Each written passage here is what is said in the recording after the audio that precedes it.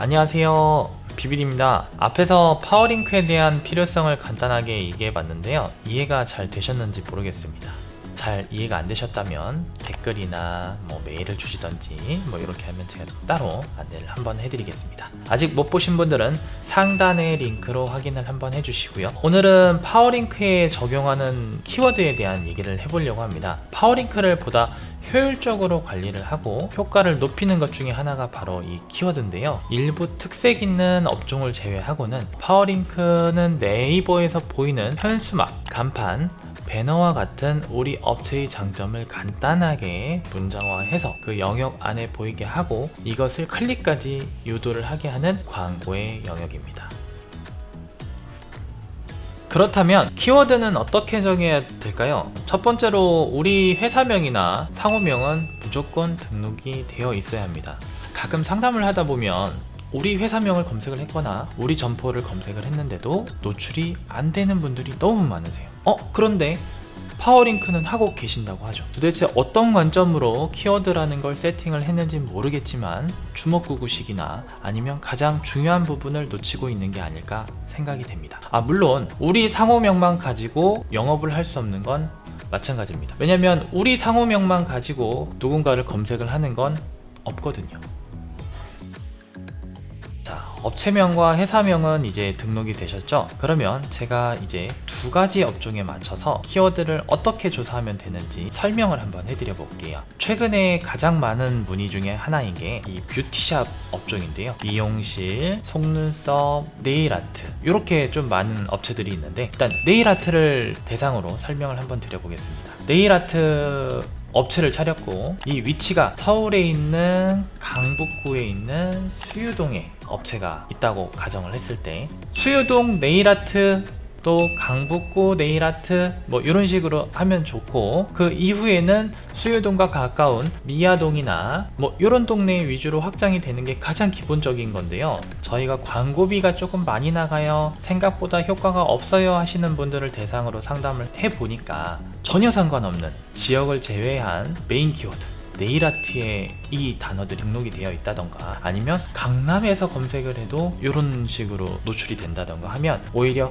파워링크에 과소진이 나타나는 결과를 일으키기도 합니다. 그래서 여기서 중요한 거는 파워링크를 내가 하지 못해도 어떻게 비용이 나가고 있는지는 반드시 체크해야 되고요, 또 업체에 의뢰를 하셨다고 하더라도 필요 없는 단어가 조금 과하게 세팅되어 있는지에 대한 여부도 확인을 반드시 하셔야 됩니다. 네일아트 같은 경우 우리 동네만 잘 잡아도 충분히 바빠질 수 있는 1인 사업체죠. 오히려 주변 지역을 과하게 잡았을 때는 사장님이 정말 바쁘고요, 오히려 비용도 훨씬 더 많이 쓰게 돼서 효율이 떨어질 수 있습니다. 반드시 이 부분 체크하셔서 확장하셨으면 좋겠습니다. 두 번째 설명해드리고 싶은 업종은 바로 음식점인데요, 음식점에 대한 파워링크를 어떻게 가져갈 것인가, 키워드는 어떻게 선정하는 게 좋은가에 대한 생각을 나눠보도록 하겠습니다. 음식점 같은 경우는 두 가지 컨셉으로 또 광고를 기획을 하게 되는데요, 첫 번째는 우리 가게를 찾을 수 있는 손님들의 위치가 과연 어느 정도 범위일까.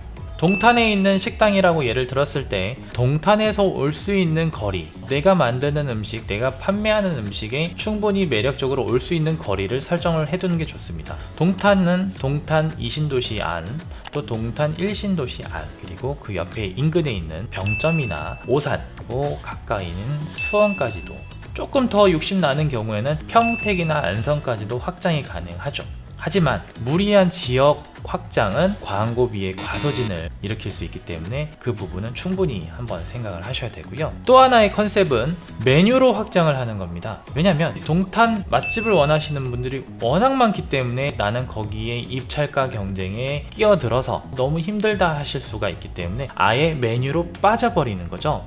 쌀국수나 고깃집이나 소고기, 갈비탕, 파스타, 브런치, 베이커리, 카페, 이런 식으로 키워드를 조금 더 내려놓고 내가 충분히 담을 수 있을 만큼의 광고를 세팅하는 게 더 중요합니다. 그리고 그게 더 효과가 있을 수밖에 없는 게 아예 내가 대놓고 메뉴를 선정을 해놓고 검색을 하기 때문에 소비자들은 오늘 그게 먹고 싶은 거예요. 그게 땡기는 거기 때문에 그 안에서만 노출이 잘 나와 있어도 효과를 볼 수밖에 없다는 거죠.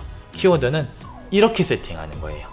그 다음 나눠야 할 단계는 파워링크 키워드에 대한 세분화입니다. 세분화, 바로 키워드 확장의 개념이라고 보시면 될 것 같은데요. 이 네일 아트를 원하시는 분들이 많지만 네일 아트 이외에 검색하는 단어들도 분명히 존재를 합니다. 젤네일을 검색하시는 분들도 계시고요. 또 패디를 검색하시는 분들도 계시고, 나는 네일 아트 이외에 조금 다른 것들을 검색하시는 소비자분들이 계시다는 거죠. 그렇습니다. 여기서 소비자 눈높이에 맞는 광고를 해야 된다는 거예요. 저희 두드림 애드를 설명을 한번 해드려 보면, 두드림 애드를 알아서 검색하시는 분들도 계시겠지만 모르시는 분들이 어떻게 검색을 하시겠습니까? 필요한 영역을 찾아서 검색을 한다는 거예요.